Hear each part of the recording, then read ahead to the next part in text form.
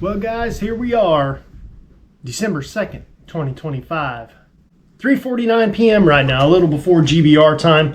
To be honest with you, man, there's not a lot to talk about this week. I think everything was kind of too cold, got rained out. I know junior dragster kids were racing at Rockingham, but that's pretty much all that was going on. Everybody's getting ready for snowbirds. All the pro mods are heading down there right now. Of course, obviously, we want to still give you guys something to look forward to every Tuesday, especially in the wintertime. See, this is the problem. If you can see her. She's always interrupting me. But anyway, thanks again to the people who have stuck with us since the get-go. TSR Racing Products, Power Glides, Turbo 350s, 400, 727 transmissions, BRG 3D printed parts. Go to them for anything that you need for your specialty items, any kind of fancy equipment you need to mount anything in your race car or anything that he already sells out there. Go to BRG 3D printed parts, get that stuff custom printed up for you. Syntex Printing out there in Temple, Texas.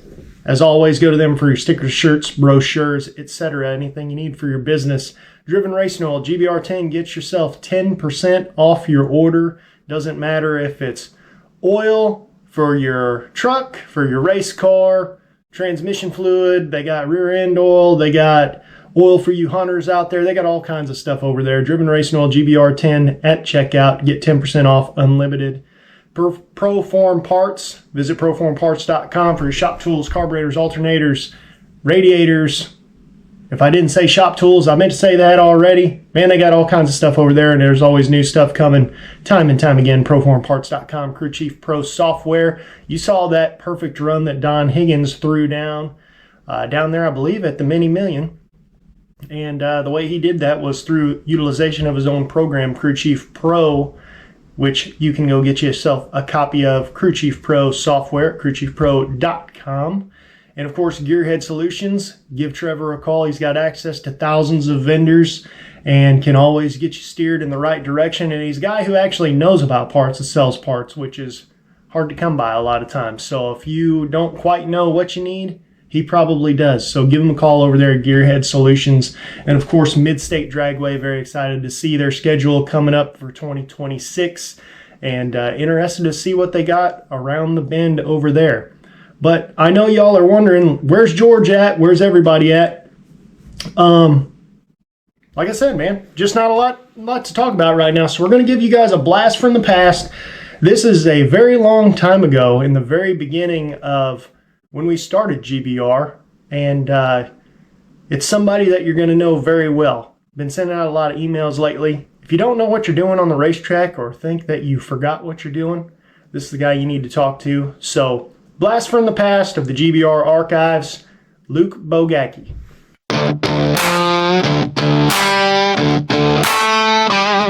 Back road to the burnout. GBR rematch. We're rolling down the back road to the burnout box. Tailgate talking about the tree and the clocks. Going bracket racing pop, pumping loud on the dash. Where the country boys winch and the city boys clash. When that pre-stage flickers, everybody gets quiet. Hit the loud pedal hard, let the whole crowd riot. Yeah, we got mud on the tires, slicks in the trailer, VP in the jug, beer in the cooler. From the clap of the headers to the smell of that glue. GBR, tune in if you live in that dream. Casey on the mic, bringing heat like July, breaking down the bracket game with the sharp eagle eye. George jump in, dropping takes like a hammer. Two-man crew shouting bracket racing grammar. Double O's hitters, green light splitters, top bump kings. What's up, guys? Casey and George back with the Going Bracket Racing YouTube channel. Didn't get to do any racing this weekend, right, George? Unless you snuck out on me. I didn't do anything. Just rehabbing this Achilles. And I'd say I'm about 2 weeks out, Casey, so I'm pretty happy about that. Note to self, guys, don't tear your Achilles tendon. You've heard me say it once. Well, I'm going to keep saying it. Wake up at 7 o'clock every morning to go to rehab, and they take and push it back as far as they can. That way I can stretch it out and get more strength. So, but I'm figuring that right at the end of August, I ought to be back in, God willing. You know how that goes. That's sooner than we thought, man, because I remember whenever you told me that you first did that, you thought the season was over. So luckily you live in Texas. The racing season goes a little bit longer than it used to. So maybe you still can maybe you just sacrifice the hot weather. That ain't so bad anyway. Hey, so be it. So be it. Yeah, I won't get as much data as what I want on my truck, but I won't have a hot weather tune. Let's just put it that way. Everything else is working pretty good. We'll see if we can just pick it back up and stand on the loud pedal and let go of that button pretty good in double O here in the next couple of weeks. So, no, man, what we got going on today, Going Bracket Racing YouTube fans? Man, that was pretty much all we had. Just like you said before we even started the show, we didn't do a whole lot because we didn't go racing. So I guess we didn't lose, so that's a good thing. But let me tell you something, man. We got a guest on here tonight that if you have a problem with losing too much, this is the man you want to talk to, man. He's the guy that's over there at the Sportsman Drag Racing Podcast. He's usually the one that's doing all the interviewing, but we're going to flip the script on him, and we're going to ask him the very first question that we always ask everybody on the Going Bracket Racing YouTube channel. Mr. Luke Bogacki, how'd you even get into bracket racing to begin with? Oh man, I was born into it.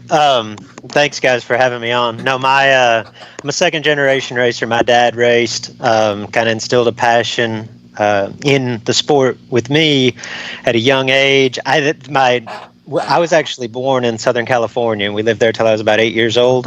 So I remember some of my earliest racing memories were going with him to racetracks that are no longer in operation. We did like LACR, Riverside, Carlsbad. I want to say Orange County was actually before my time. I don't actually have recollections of going there. And I remember going to a lot of swap meets with him. My dad had a lot of good swap meet stories, like 4-year-old kid walking around saying, "Hey man, what you want for that blower?" You know. Yeah, they didn't think the 4-year-old kid had quite the wallet that it took for it, did they? No, but I think the guy was so tickled he gave me something, some other little trinket there. He's like, just take this, kid. So my dad always liked to tell that story.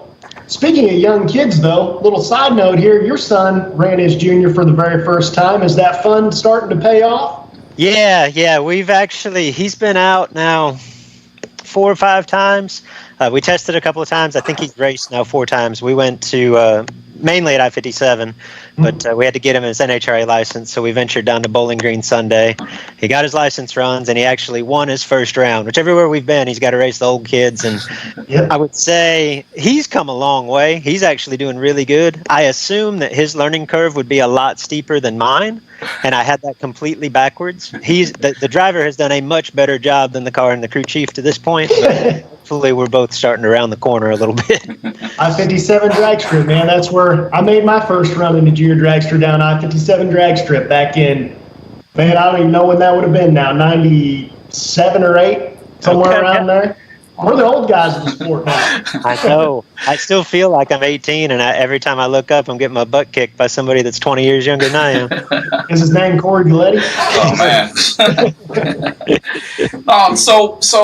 And Luke, you've been around the block pretty good there as far as NHRA, big money bracket racing, any type of bracket racing you can really think of. I think Mr. Cool Hand Luke has done. So I guess my question is going to be right off the bat.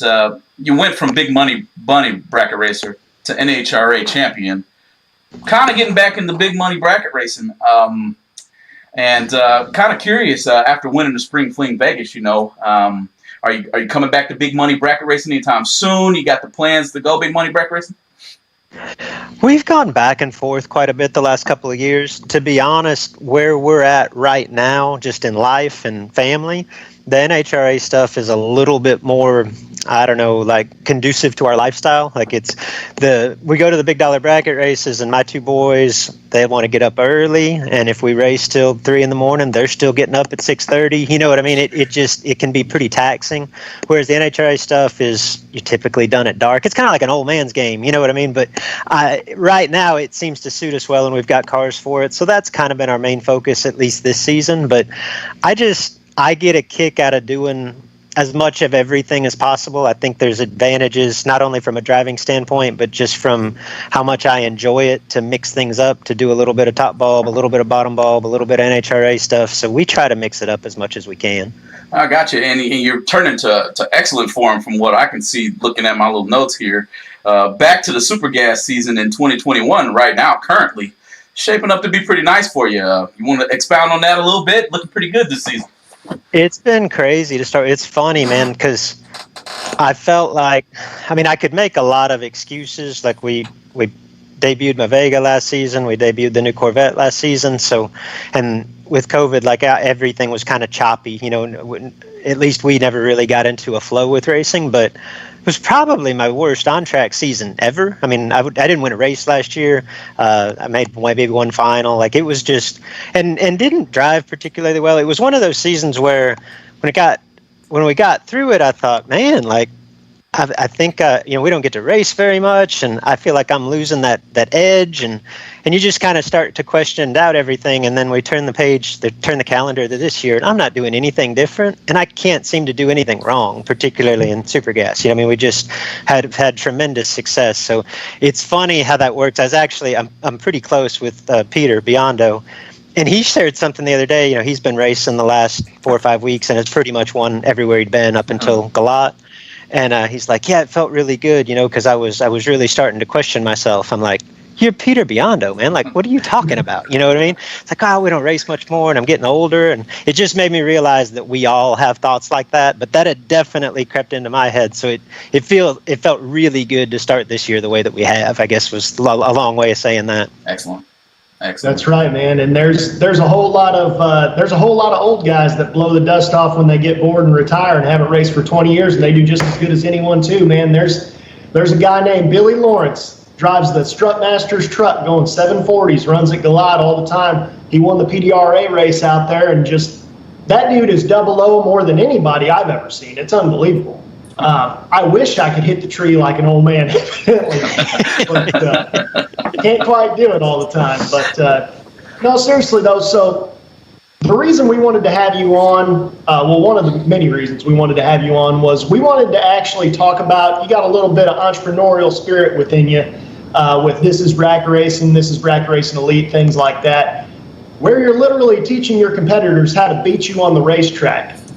So can you tell us a little bit about how you came up with that idea and what made you decide to kind of, rather than just being a racer full-time, being a full-time racer and a full-time teacher and a full-time NHRA competitor and a dad and a husband, et cetera, et cetera? Man, it's a funny story with TIBR. So we got to go back to, I don't know, the year's probably 2007. Yeah. Is I think we actually launched the website in 08. So it might have even been before that, 06, 07. It's a buddy of mine from Veneta, Oklahoma, which is near Tulsa, named Blake Allen. And Blake had been on me for over a year. Hey, man, you need to teach a school on bracket racing. You know, and at the time, I'm, 25 years old, and I had some success, but I'm like, man, who wants to listen to me talk about, you know, bracket racing? That seems a little far-fetched. And so I told him I appreciate the offer, but you know, that doesn't seem like something that I'd take on. And he kept on and kept on and kept on, and I kept kind of pushing it off to the side. And finally he called one day and he's like, all right, listen, I got 12 guys. They've all paid me. I've got the track rented. You're going to come teach this class and you're going to make X amount of money. I'm like, okay, right? Is it Mocan Dragway? And again, probably 2006. And so I put together, you know, I thought about it for a few weeks and kind of put together I guess you'd call it a curriculum. And I'll be honest, guys, I was nervous as anything because I thought, man, I'm going to get in there and these guys are going to not really, you know, they're going to question the way that I approach things, and they're going to wonder if this is worth the money. And you know, I mean, all these crazy fears. Well, then I got in there and you just realize that we would be the same way, right? Like if I paid to come to something, it's obviously from somebody that I respect, looked up to. Like, I just want to soak in everything I can. And that's the way that those guys were in that class. And it was so much fun. And it was so, like, I still talk to a number of the guys that were there that say, like, that was transformational. Like, that was, you know, 2 of the most fun days I ever had at the racetrack. And it just flipped my whole outlook on it. So from there, I'm like, man, let's do more of this. This was awesome. And that led to probably 2 years of doing a lot more of those live schools. And then, you know, eventually I kind of challenged myself, like, okay, this is cool to reach 5, 6, 10 people at once, but how could we scale this? And that's when we took it online with This Is Bracket Racing, and it's kind of progressed from there. But that's the origins of it. That was me pushing back, and finally going, all right, like, you talked me into it, let's try it, and it being one of the coolest things in my life. So have you pulled into the burnout box a few times, especially at I-57 drag strip, and looked over, seen one of your stickers on the side of the car and been like, well, wish I didn't teach him all that stuff right now? So that's all the time, but that thought doesn't really come into my mind. Like, it's one of those things. I feel like the competition is more fun when we're all kind of on a level. You know what I mean? That way, it's really comes down to, okay, who can execute, who can outsmart the opponent. Like, we're all working from the same textbook, so to speak, and I actually like that part of it. Turn it into a mental game, huh? Everybody's got the same mindset, same format, practically. Who can execute? That's an interesting way. I've not really looked at it that way, but that's an interesting way of looking at things. No, that's 100%, especially in this day and age. Like, I feel like the technology has come so far, the knowledge level has come so far. I mean, you guys know how much this has tightened up just in the 20, 30 years that we've been involved in. I mean, it's night and day. And now I just feel like if you understand how everything's supposed to work and you've got the basic tools, where 20 years ago that may have given you this crazy advantage, like, now you're just one of the 90% that really understand what's going on. And it's at that point that I feel like the separation is so minimal, but it's all up here. You know what I mean? I think it's all an approach. 99% of people in third round know what they're doing. Yes. No doubt.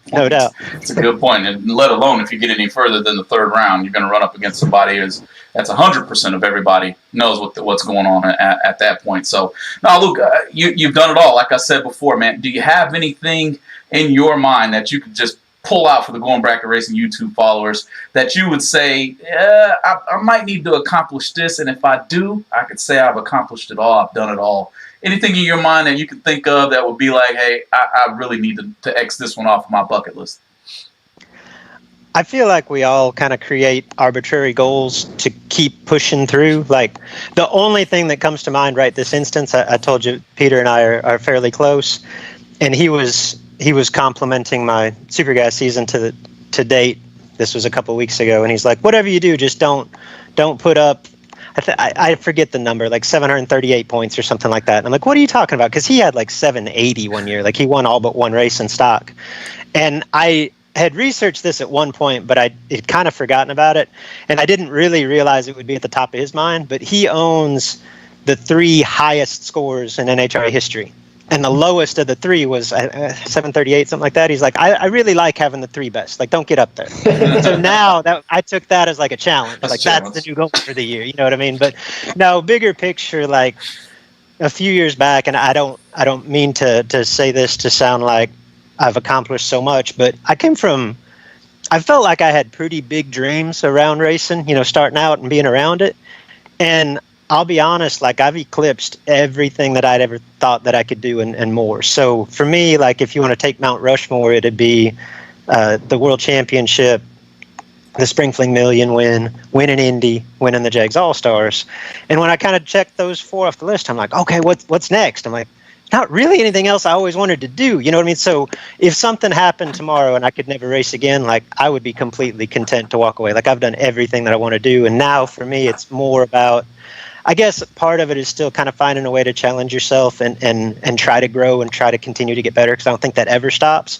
But broadly speaking, at this point, like, I really enjoy racing. I enjoy the way we do it as a family. It's a whole lot of fun now with Gary racing, kind of to your point earlier, Casey. When he turned on his first win light Sunday at Bowling Green, and when it lit up, like, when you want to be sportsmanlike, because the other dad's over there, he's a racer to race with, I wanted to jump out of my shoes, man. Like, I've never been so excited to see a win light in my life. And it's really, to some extent, the same way when Jess races, and just the time that we get together. It reminds me of the way that I grew up, and just the camaraderie and the competition. I like everything about our sport, but right now it's pretty special getting to do it with the people I love. Got it. Definitely, man. Definitely. That's, me and my dad went through all that back in the day and everything too. And I know that you're going to like it a lot better too once he gets a little bit older, and you can kind of talk through what you're thinking about. And if not even necessarily wanting his input, just having him understand what you're saying so you can talk it through in your own head. And he can help you every once in a while. I know whenever I might have been like 8 or maybe 7 or 8, I was at Evansville, Indiana, where the boat's at the finish line. That's what we were talking about with Jake Hodge the other day.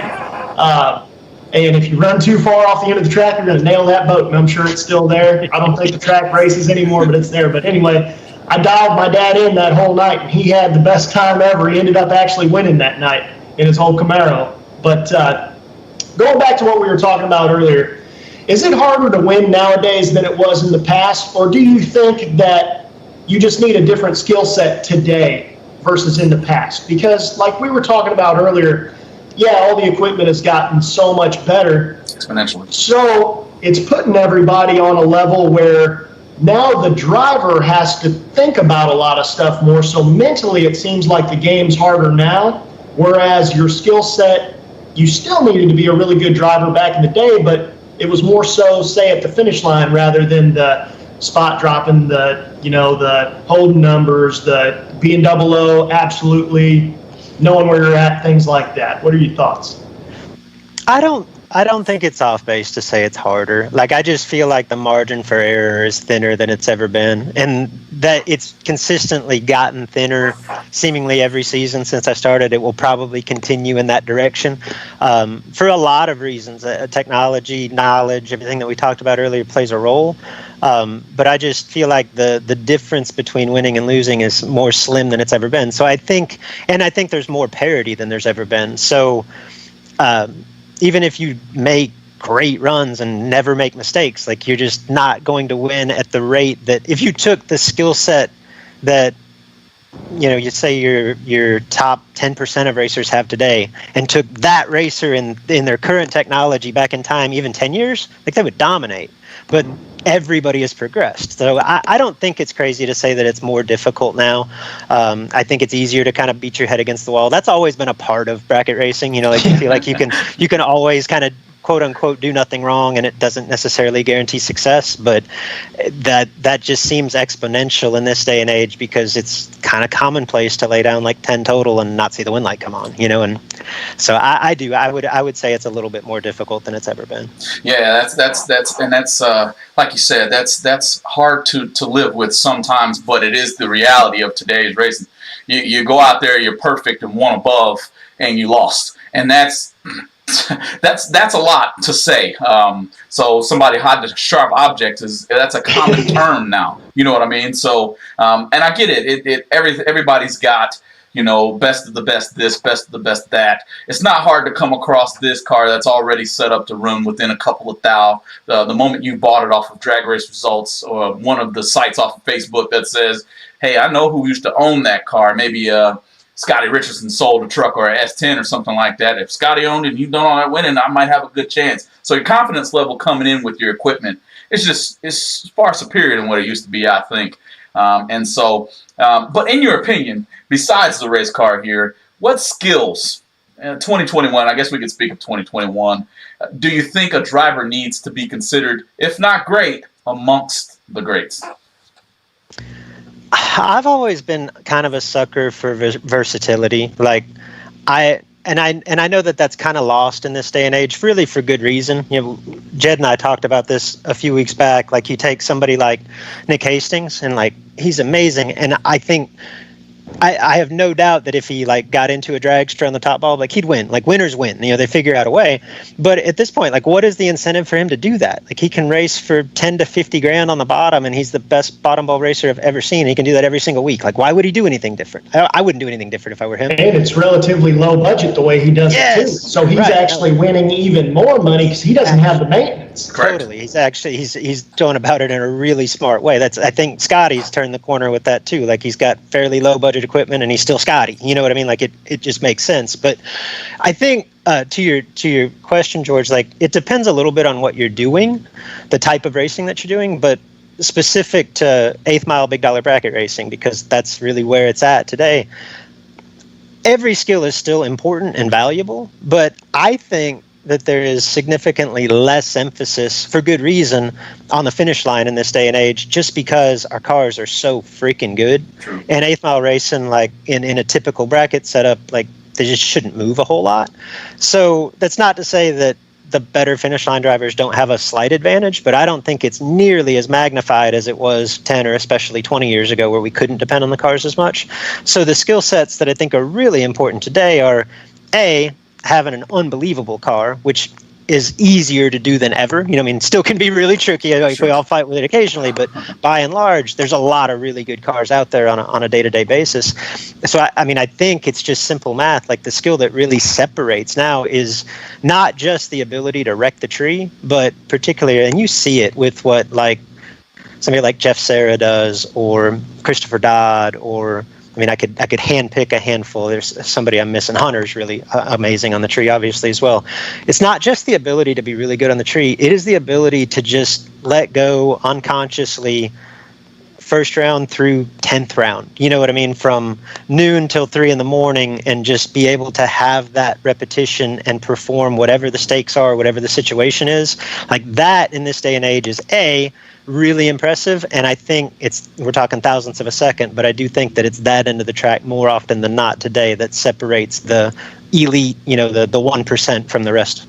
So let me just, I didn't have a second question written down on this, but it's along the same lines, and it's kind of my thought process. It always has been ever since I was a little kid, growing up playing a drag racing simulator. Everybody knows the story if you follow the Going Bracket Racing YouTube channel. I didn't junior drag to race at all. I grew up on a computer. My dad raced, so I was at the racetrack every week. But the thought process behind letting go and being able to call out your reaction time, or being within a couple of thousandths after you've let go, are you considering that in your thought process of, hey, if you can let go 0 through 10 and know you're perfect or close to in the double range, are you considering that part of that?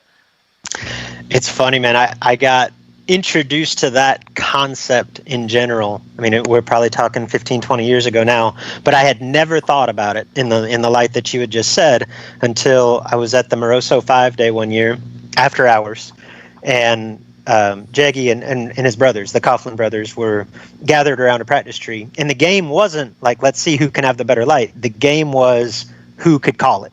Like, whoever called it closest to their actual reaction time won and advanced. And I had never seen that. And I'm like, oh, there's a lot of value to that. You know, forget, this may have even been in a time where, like, the bump down was just first being introduced. Obviously, it's valuable there, but just knowing when you leave the starting line, like, hey, I was probably worse than average there, or I was better than average, and how that kind of creates a blueprint for the rest of the run is huge. So, yeah, like, there's a ton of value to that. I'll be honest. I used to be better, I feel like, at recognition, like when I let go, how I felt. And part of this too, and I'll blame Kevin at K&R for this, like I think he ruined me from day one. But when I started racing a big car, I had some of the OGs will remember, like, the first K&R box wasn't the Pro Cube thing. Like, it was this big gold looking shoe box, right? But it had a bump down, and it was one of the first boxes, it may have been the first, I'm not really sure, to have a bump down. So I spent hours on end practicing, and I had like an old MS-DOS practice tree, and the lights on it were an asterisk on the screen. You know, like the alt button. I would kick the keyboard sideways, sit it in my lap, the alt button, right? And there was no stagger to it. So after about 10 hits, you could close your eyes and let go 00. Like, it was a rhythm thing completely, right? But from that day on, like, I trained myself that all I wanted to know when I let go was how bad I missed it. So I could, like, I'm going to take advantage of this bump down thing, right? Like, I'm going to make every light 00. So what I felt like was really good at that, but I was super bump down dependent. Like, I never let go and didn't bump, right? Like, it was, Troy Williams Jr. used to make fun of me when we first met because I'd have my logbook and I'd have little asterisks beside my reaction time, and that was how many bumps, right? And there was some that it'd have 4 or 5, you know what I mean? Never was it just clean. And so that served me really well until I started pro tree racing. And then I was like, okay, you're late and you can't do anything about it, right? Like, I'd light it up 70 or something one round every weekend. And I'm like, I got to learn to actually hit the tree, right? So I kind of changed my practice routine around to that focus. And that served me really well, obviously, in pro tree racing, and perhaps to some extent bracket racing too. But my grand point to that was that's all flipped around to where today, like, I run a lot in my bump down because I'm not really good at recognition. Like, the way that I try to justify that is I'm so focused on hitting the tree that, like, I know when I just stone miss it, but my window might be 10 to 15 thousandths, and I don't really know the difference between 15 and perfect, right? I'll usually, if I bracket race a lot, I'll know it when the car hits the tires. I'm like, oh, that wasn't low double O, you know what I mean? Just because you kind of get in that rhythm. But when I let go, I really don't. So I actually run like 12 thousandths in the bump down and never hit it unless I know that I'm screwed up. Yep. So like I say, I feel like I'm probably better on average now than I was, but my recognition is not awesome, which I think kind of makes me unique. You know what I mean? I think most of the really good racers know, but I'll be honest, I don't. Yep. That's the same way I am, man. I heard a long time ago, I don't know if you're familiar with the name Jim Simmons. Yeah, By sure. chance. So Jim Simmons, he's like one of my dad's best friends. I grew up, he's known me since I was little, you know? And when I first started racing big cars and was doing delay box stuff, he had told me, somebody said way back whenever bump downs first came out, just hit it best the first time and don't worry about it. And I started living by that, and I don't bump myself red anymore, but every once in a while I'll be about 35. One of the coolest quotes I ever heard, and I throw this out there a lot in our live chats or the handful of live schools we do anymore. And I didn't hear it firsthand. I did a school years ago when we did all the live schools. I did a couple with Jeff Rooks, a buddy of mine from Alabama, was in back-to-back $1 million finals. Shoot, probably 15 years ago now. I'm dating myself. But Rooks came up at a time and in an area where John LeBoux Sr., Big John, just dominated. I mean, won everything that there was to win. And we were talking about top bulb reaction times in this school, and Jeff Rooks was like, hey, Big John told me one time, and keep in mind, this is when delay boxes first came out, and Big John's winning everything, and he's got a delay box. Well, Jeff gets a delay box. And he's struggling with it. So he corners Big John and he's like, look, man, I got this thing. I know you got one, right? This delay box thing. He said, but I'm just not, I can't get it figured out. Like, can you tell me the secret? And he said, Big John looked him in the eye and said, son, it's easy. What you do is you hit the tree as fast as you can. You let go of that button as fast as you can every run, and you put enough delay in where you can't red light. And then you try to red light every freaking time. It's really simplified. You know, I mean, you're going back like 30 years, but that's the thought process, right? Like you let the delay box handle it, and you try to red light every freaking time. Right. No, exactly, man. And building off kind of what we were saying a little bit earlier, kind of what George was talking about of what it takes to be a great racer. So I've heard a lot of your stuff as far as like, I don't know if you call it being the triple threat or being whatever it is where you can hold numbers, run the number, or spot drop, etc. Do you think that hitting the tree and running the number days are done and over with? Or basically is it just pretty much putting you on, that's got to be your game and don't even look over here because it's just going to mess you up type thing? If I've learned one thing, and particularly in recent years, it's that there's no prescribed way to win or dominate. Like, there's a lot of different ways to go about this, and I won't necessarily say that one's more successful than another.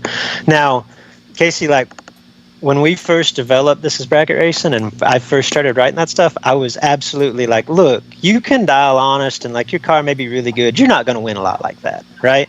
But keep in mind, that's 12, 15 years ago when cars weren't what they are today. I think there's tremendous value in this day and age of saying, and I'll do it, hey, I feel like I'm pretty skilled at the finish line, but this piece of equipment is way better than I am. I'm just going to let it go dead on and win me rounds, right? Now, there's a time and a place for everything, and I think there's value to being able to change that up when situations dictate it. But I don't, there was a time where I thought that was a weak strategy. I don't think it's a weak strategy anymore. You know what I mean? As good as cars have gotten and as good as guys and gals can hit the tree, like I say, I think there's a time and a place to switch it up and take advantage of conditions and situations. But especially 8th mile bracket racing, if your kind of go-to is to say, look, I know I'm going 472.3, why don't I just dial 472 and hold it on the rug and go dead on 3? I'm not going to take less than 3,000ths of the stripe on purpose.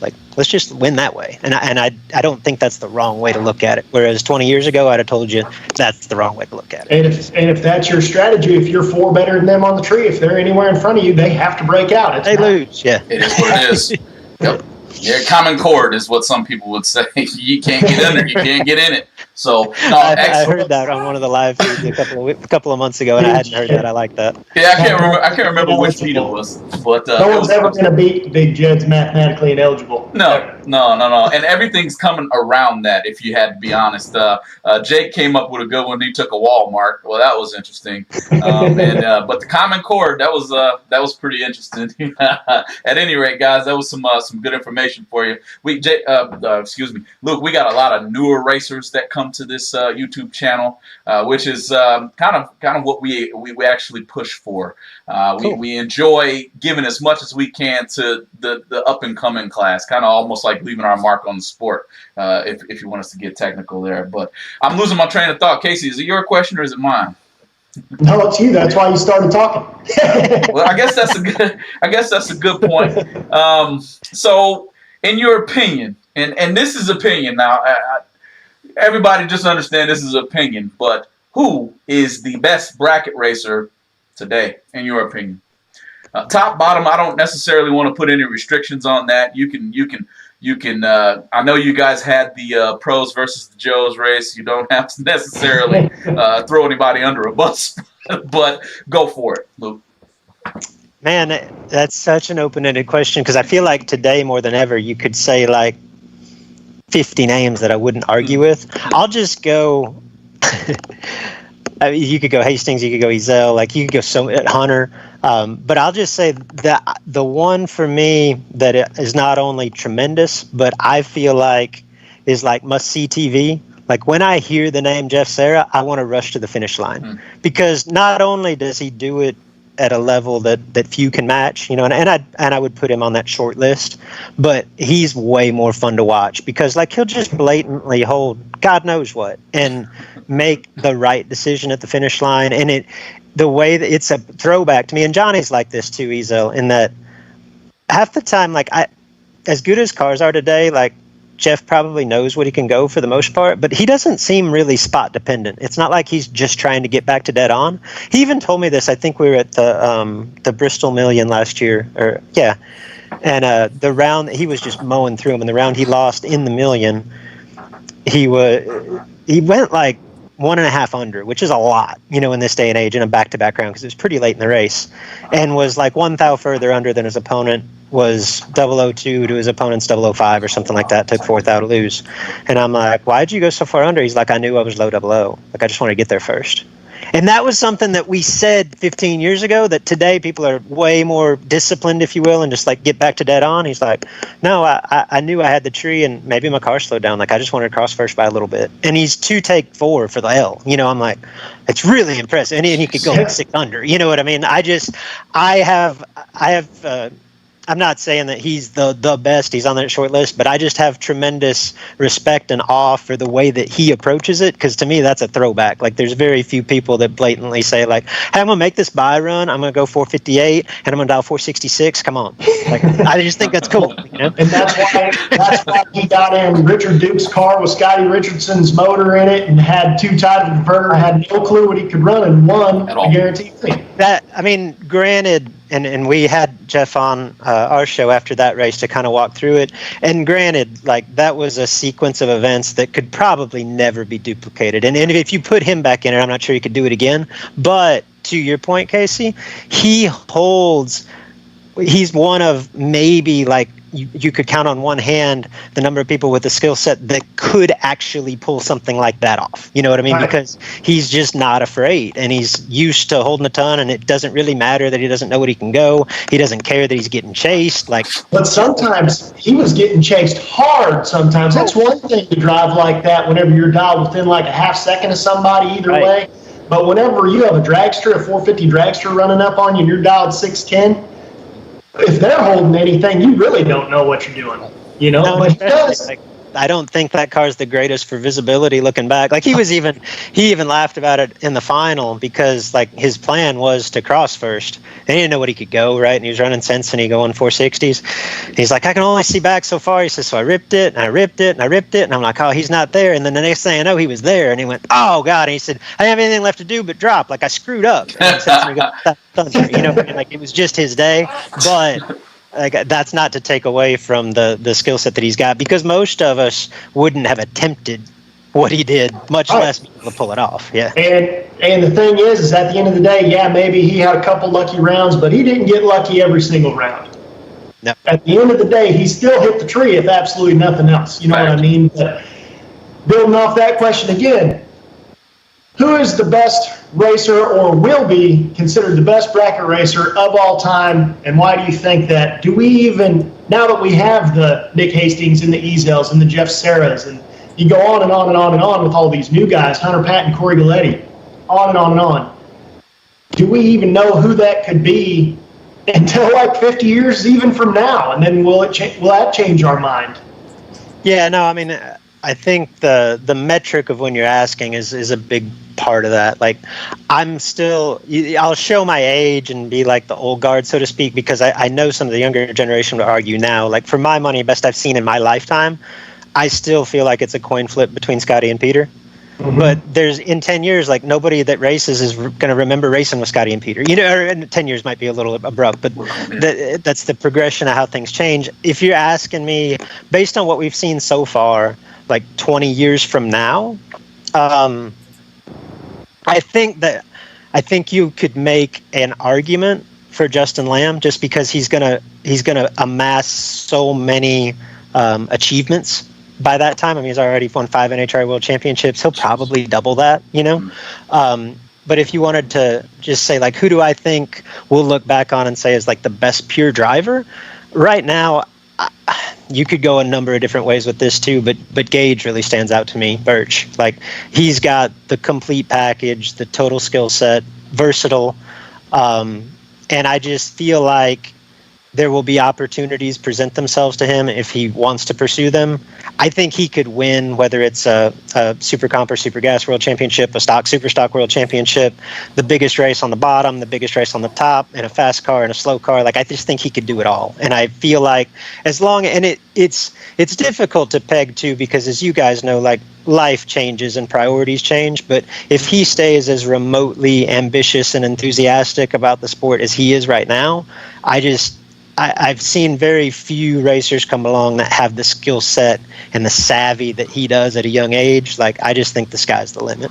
Yep. And one beautiful thing that we have going on, Luke, you have kids. You got 2 boys. I've got 2 boys. It wouldn't matter if I've had 2 girls, to be honest.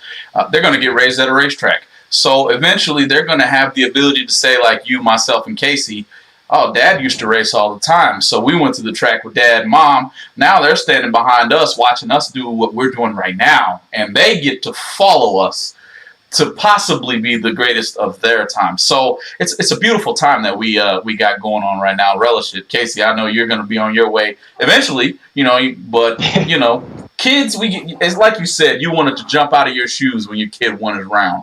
And I'm waiting on that moment. I haven't seen that yet. Mine's just now turned 5, so one of these days. But I know my question is next, and you know, I'm sure someone is watching the show wondering how they can become a better racer, get sponsors, or even their hand at racing for a living. You know, try their hand at racing for a living. What advice would you give someone who is looking to do something like that, as far as for trying to get into the sport, maybe even turn it into a career?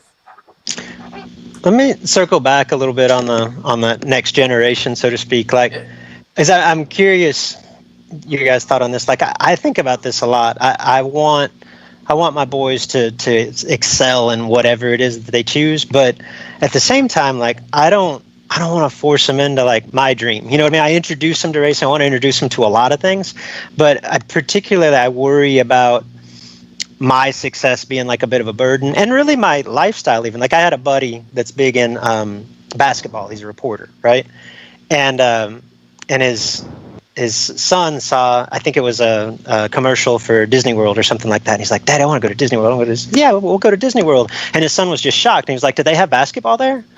and his dad was like, no, you don't think that I'll go to take you to Disney World if I can't, you know, wrap a basketball, you know, my work around it?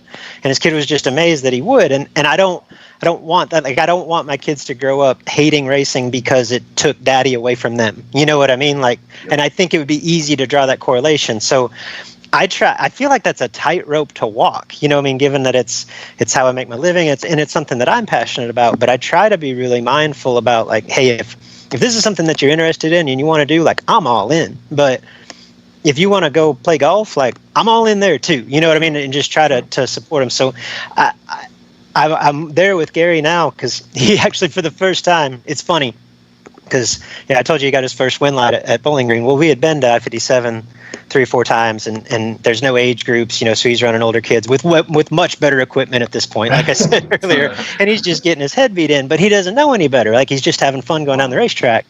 Well, at Bowling Green, he won his first round, and he's 008, and he's all fired up, right, and he gets to bye the next round. Well, then when he lost in the semis, there's tears, everything else. Like, now all of a sudden you get a little taste of success, and I don't want to call it expectation, but like, now like it's way cooler to win than it is to lose, right?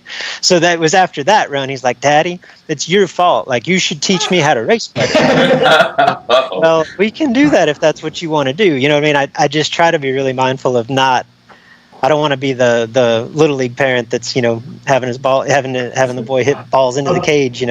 I'll tell you what, the best thing my dad ever did for me was, and I don't think you can take necessarily 100% of this approach anymore, because the junior kids know what they're doing now. It's not like, I would say when I was running junior dragsters, that was almost like drag racing in the 80s, where you got some more leeway, because junior dragsters weren't good then. I used to hold like 4 numbers, not because I knew what I was doing, but because if it spun on the line, I knew that's dead on. And if it didn't, then I'm lifting. But the thing my dad always did that really helped me later on, which everybody forgets now, that junior dragsters are a learning experience. They're not to go beat everybody and then they get in big cars and now they're in with the Sharks. They get in this top bulb car and you wonder why those kids quit when they're 18. It's not because they went to college. It's because Dad helped them way too much. Now they don't know what they're doing and they're back at the bottom and they're getting their head kicked in rather than adapting. Well, the thing is, my dad always made my car right, but my dad never dialed me in. Now, I didn't start when I was as young as your boy is. I started whenever I was either 10 or 11. So I knew what I was doing. There's a big difference there. But at the same time, like learning the finish line type stuff, like, yeah, my dad taught me, like, if you're in front, you lift. You can do this, you can do that. The other stuff I kind of had to learn on my own, which you will be able to teach him because that's something you know. But it sounds to me like he's interested enough now. I don't think you have to worry about that, man. That kid's going to be all in at least for a long time. And even me, whenever I went to college, I quit racing for a little while, and then I traveled. I've been to every U.S. state, all the Canadian province, not for fun, for work. I've been to Puerto Rico 12 times for work. I've been to Hawaii for work. Like, I've been everywhere. So traveling that much, that's even more than you travel racing, So needless to say, I quit for a while, but what did I do once I finally stopped traveling so much? Now I have 2 race cars. So you can always take a break if you want to, So he'll find his own way, but I don't think, I mean, I've known of you for a long time, but I know you're not the type of guy to yell at your kid for no apparent reason either. So Right. No, and Luke, I think you'll be okay because he's been bit by the bug just like you were, just like Casey was, just like I was. I don't think once I take my boys, matter of fact, I take my boy to 1 race, and we have maybe 4 juniors in the family right now, and they're all racing. And he taps my dad on the shoulder, not even knowing my dad could build a race car. He says, "Pop, will you build me one of those?" And that was the first race he'd ever been to, and he was like 3 years old. So it's going to grab him regardless. You take him to the racetrack. Everybody listen, this is the best advice. If you take a kid to the racetrack, they're going to get hooked. That's all I got for you. It's going to happen. It's a beautiful thing. So I'm going to reiterate. I'm going to re-ask my question here. That way we can kind of get back on a little bit of a tangent. But it's definitely well worth knowing. Don't necessarily push them in, but they're in, Luke. I don't think you can take them out if you tried to. You can try. Hey, you don't like that anymore, right? Yeah, no, Daddy, I love that. Don't do it again, But I'm sure there is someone watching this show wondering how they could become a better racer, get sponsors, or even try their hand at racing for a living. What advice would you give someone looking to do something like that? I don't want to be like the old man yelling, get off my lawn. Like, but I will say, be careful what you wish for. Like, That's all I ever wanted, and it's been really good to me. I have zero regrets. But I missed a lot pushing all in to do this, and now I can look back kind of through the other side. Like I've got a very stable income. Like I've got a really good life, right? But there were times when it was rough, you know what I mean? And it was purely out of passion. And I think just this sense of, this is what I'm going to do with my life. And everybody told me that it wasn't going to work and I'm going to prove them wrong. You know what I mean? Like it kind of to push through that. And the fact that in the depths of that, like I didn't have to take care of anybody but me. You know what I mean? I was a single guy and I bounced checks to the electric company and didn't care. And you know what I mean? Like you just kind of flew by night and make it all work. Like you look at, and I idolized growing up where I did, when I did. It was Scotty and Edmund. It was Tommy Phillips. I mean, I had the blueprint laid out. Like, hey, here's how you go and do this. But until you do it, like all you see is winner circle pictures and trophies and like all the good parts, right? Well, there's a lot of bad too, and it's hard. Like it's a difficult way to make a living. And Fletcher and I had this conversation not too long ago as well. Like, I think it's harder now than it was even in my day or his, just because this age of bracket racing is a little bit different, because now for the first time ever, like the purses are actually commensurate to the investment that you've got to make to really be competitive. But if you throw them away, the $100,000 races and up, that if you win one, it's going to change your season, and it could change your life too, right? But if you remove those from the equations, like by and large, we're racing for a lot of the same purses that we did 10, 20 years ago, and everything's like cost twice as much money to go do it. You know what I mean? Like it's a tough way to try to make a living. The only way, I think, and again, you could push back against this, like Hunter's made a good living the last couple of years. I don't know, even given his skill set, how long that could last. You know what I mean? I don't know that you'd want to depend on having to go win $250,000 a year. Like that's tough, right? I feel like by and large, with those few exceptions to do it, you really need help, whether it's in the form of marketing partnership or some type of racing related business around your passion. I mean, that's kind of what This Is Bracket Racing became for me. So can that be done? Yeah, like absolutely. And I would also say, from a marketing partnership standpoint, getting funding for your racing, my impression is that that's a little bit more difficult to get than it has been in the past as well, but I don't think it's off the table. And it's certainly not, like, it doesn't have to be a linear thing. It's not like, well, first you have to prove that you can win at any level before anybody will notice and be willing to invest in your operation. Like the most successfully, quote unquote, sponsored, I hate that term, but racers that have marketing partners that have a name down the side of the car, like the vast majority of those relationships, winning is like icing on the cake. What those companies want in this day and age, like it's not like, hey, just slap a sticker on your car and go win some races and we'll benefit from it. Like you've got to devise a business plan that's going to be mutually beneficial and is gonna sell beans or sell products for that company, whether you win or lose. Like, and it's easy, I guess, to look at it like we've all seen racers that are sponsored that don't really seem that competitive. But I think a lot of that is because it just takes so much energy to do your job, to do what you're getting paid for, that the racing itself can be a little bit of an afterthought. The guys, the handful that can combine the two, that can be successful in the boardroom and successful on the racetrack, are few and far between. But I think by and large, those are the guys and gals that have actually been able to truly do it for a living. Right. There's, you see all those cars that have, say, Lucas Oil on the side, because they're always everywhere. I guarantee you they got cases of Lucas Oil and Slick Mist and all that stuff in the trailer. And Lucas Oil doesn't care about those winner circle pictures, believe it or not. Like you said, that's icing on the cake. They care is what I'm getting 2 or 3 times more than what I'm giving you. They don't care if you're building swimming pools, They don't care about that winner circle picture. They only care, like you said, the winner circle picture, yeah, they're going to put that on, what's the name, Forrest Lucas's office or something like that. I guess Morgan's now. Right. I mean, they're going to put it in his office and say, oh, yeah, I remember that time. But they care about numbers on the paper. That's why they're sponsoring you. But speaking of sponsored things, tell us about the biggest little door car race there is, the Jake Summer Door Car Shootout. I've personally been to either 2 or 3 of them. I can't remember over the years. I was at the very first one you ever did. got me one of them I got paid stickers because my car wasn't running right, so I got my dad's Camaro and made some rounds in it. But tell us about that, man, because I-57 drag strip's been totally redone. Well, not totally redone, but a lot of improvements. And it looks to me like if you park them in right, you might be able to get at least 50 more rigs in there. Yeah, I think that's realistic. They've opened it up a bunch. I remember that day well for a lot of reasons. I remember watching you go rounds, Casey, and that first door car race.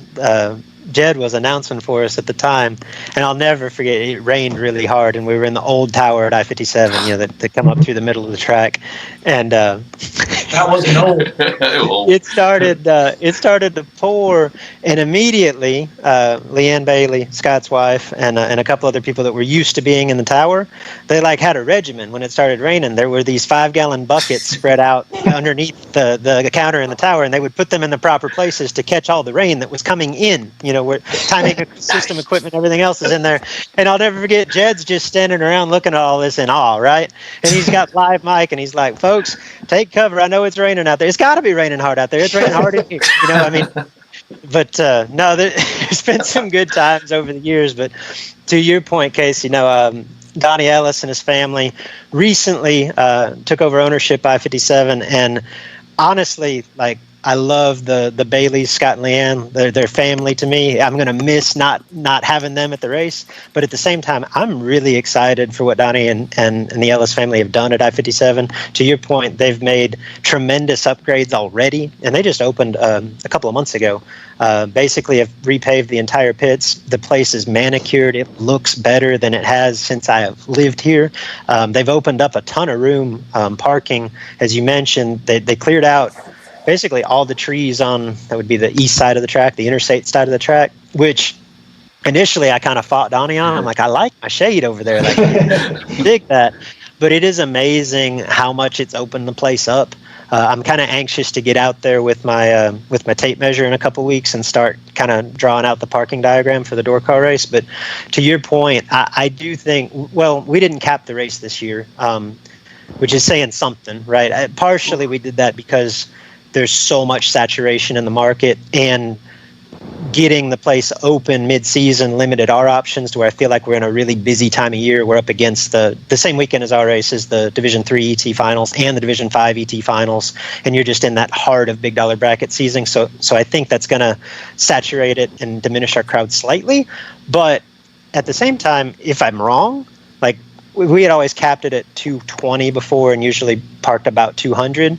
And I think if we were to get really good weather and get a big crowd, I'm confident we can easily park 250, and maybe if it's dry up closer to 300. I'll know better when I lay it all out, but we've definitely got more room than we ever have. And the thing that, go ahead, George. Oh no, I'm gonna slide the flyer in right now, Luke. So I've got the door car flyer up. I'm gonna slide it in. But go ahead, Casey. While he's doing that, I was just going to say also that this is the best part, in my opinion, about the new ownership of I-57 drag strip is that Donnie Ellis is a racer, and he's not just I own a race car racer. Donnie's way into it, and he has a fast door car. So if you're worried about things not hooking, Donnie's going to know it doesn't hook because he's there. And what's his door car all motor runs 520s, 5-teens, something like that. Mm-hmm. I mean, and I think they got it turned down to do that. Yeah. Well, no, that's so. I know his Beretta's not around anymore, but he beat me a lot in that Beretta. But is that the old CNTS car? I've wondered that for a while. It is. It's Donnie Peden's old car. Yep, it's Peden's old Cavalier that he's got now. Yeah, beautiful car. Yeah, very nice car. So, but no, Donnie, to your point, he's a racer. He gets it. He knows what racers wants. I feel like there's a lot of updates that he wants to make to I-57, but the way that he's prioritized it has been very racer friendly. Like, we're going to pave the pits first, you know what I mean? Stuff like that. Over even say putting in a concession stand. Like, they've got food trucks out there, but the pits are perfect. You know what I mean? So that's more of a racer point of view. And the other really beneficial thing to the facility and to our local racers about Donnie taking over is not only is he a racer, he's a very successful businessman, owns a trucking company that they got to have 40, 50 trucks. And he'll tell you this, every time you ask him about it, like this racetrack is not his only source of income. Like he don't have to make money at it. If it turns any type of profit, he's going to reinvest it right back into the racetrack. And as you guys know, like that's good for all of us that are going to frequent it, whether it's once a year or every week. Like I think you're just going to continually see improvements there, which is really exciting because it's my favorite place to race. I'm a little biased because it's 20 miles from home, but I love the vibe of being out there. No, I As do think, we. yeah, We talk about that every week. I was fixing to say the same, and it's really good to see that track back open. It's just a place. It's grassroots for us. We grew up in that area, and definitely glad to see it back open. It was kind of hurt. It hurt a little bit to come back home. And my dad's from Centralia, of course. If you guys know geographically, that's not very far from Benton, Illinois, but. It hurt. We'd have a place to race, and it would be Benton sometimes. Well, there for the last few years, we didn't get to go there. I guess it was just a year. I shouldn't say a few, but no.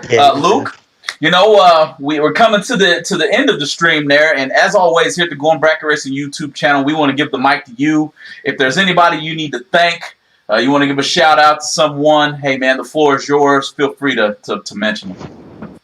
Yeah, no, I mean, I think I'll stay on the Door Car Shootout page and just say, like, I was kind of talking about the vibe at I-57. A lot of our racers kind of give us credit for that at the Door Car race, and the feedback I always get is, man, it feels like going back in time, but I don't think we can take credit for that. I feel like that's racing at I-57. Like when I go out there, it really gives me vibes of like going with my father to Texas Raceway in the early 90s, and the bigger races there, like, remind me of the Texas shootouts back in the day, that were just the biggest races in the area. Everybody kind of flocked to them, and it still had, while it's a cutthroat deal and it pays more money, like you just still had that sense of family and camaraderie. And I don't know, like I know that that's not completely unique to I-57, but for the type of racing that I do, like I don't get that nearly enough. And it's so nice to come out there and kind of it's refreshing, I guess would be the best way to say it. But no, I'm excited about our event. It's a little over a month away. Like I say, no pre-entry this year. We did release, and George, I think you put it up, the front page of the flyer. I've been working on our manufacturers and trying to put everything together, because when Donnie and I agreed to this, it was, oh my God, we got to have a race in 2 months, right? So want to get the information out, get the front page up. But I'm probably going to send everything to Beard to finalize the second page, maybe by the end of this week. And I'll just tell you, like, we've got tremendous manufacturer feedback. I reached out to all the companies that normally support the Summer Door Car Shootout, and I don't think anybody said no. Nice. And we picked up probably a dozen new manufacturers. Like, we're going to give away more and better stuff than ever. So look forward to that second page of the flyer. Like, it's going to be a really special race. It's the 10th anniversary, so we're fired up about it. And I want to say that I can't wait for September 17th, but I need it to be at least September 17th. I need a month to get all my ducks in a row and make sure that we're delivering on our end. But no, I'm fired up about it. It's going to be fun. Got it. Awesome, man. Well, we can't thank you enough for doing this, man. George and I, me for sure. I remember reading all your articles back in National Dragster back in the day and all that stuff, and we both looked up to you for a really long time, and we can't thank you enough for coming on here with us, man. Absolutely. Guys, if you don't know, this is Bracket Racing, guys. Shout it out. Take a look at it. Find it on Facebook. If you need help doing so, let me know. If I need help doing so, I'll reach out to Luke or Jess or someone and kind of tap them on the shoulder and say, hey, I got a few people interested, and this is Bracket Racing. You want to know how to do it like the best? This is a good spot to go to, guys. It's definitely look them up. Look them up. I know you're not in open enrollment for Elite right now, but we'll post that when it comes down the line too. So definitely. Yeah, that'll probably be in November. But we've got most of our resources available on the website on thisisbracketracing.com. So if you're a racer and you want to be a better racer, check us out. We can help. Well, thank you. Thank you very much for tuning in. Just a little clerical work, guys. Luke, I don't even know if you saw this one yet, but it looks like Muncie's going to have a pretty big race there. Kyle Riley's going to put on SFG. No split, 20,000 to the winner. Twin 20Ks is what it looks like, October 1st through the 3rd. And I think, if I'm not wrong, that pre-entry is going to be coming. They're only taking 256 cars, if I'm not mistaken myself. So definitely keep your eyes open. That pre-entry is going to start on August 11th. So right in our back door. Yeah, that's right in our back door of Muncie. I saw the flyer for that, and that seems like a trend that I think has been long overdue. It's really cool to see a race. If I'm not mistaken, that thing is like 20 grand to win, 10 grand to runner up, 5 grand to semi. You know, I mean, the payback is phenomenal, and I feel like that's been long overdue. I would love to see that format really catch fire. Yep. Nope. So guys, definitely I'm gonna slide that flyer in here before we get out of here. And as always, Casey, you got anything left? No, I think that's about it, man. Hey, Good show. We'll see you guys next Tuesday.